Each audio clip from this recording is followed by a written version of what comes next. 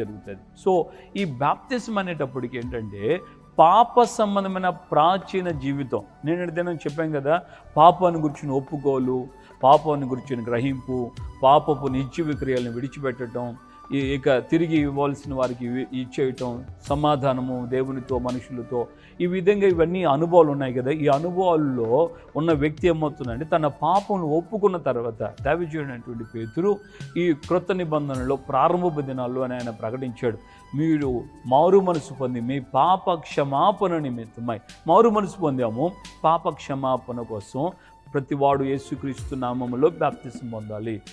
అక్కడ ఉన్నటువంటి ఆ సందర్భం బాప్తిజం పొందమని చెప్తున్నాడు దావీదునటువంటి పేతురు. సో ఏ విధంగా బాప్తిజం పొందాలంటే పాప క్షమాపణ కొరకు బాప్తిజం. సో ఒక వ్యక్తి పాతి పెట్టబడుతున్నాడు, చచ్చిపోయిన వ్యక్తిని తీసుకెళ్ళి ఏం చేస్తున్నాం, పాతి పెట్టేస్తున్నాం. సో రోమపత్రిక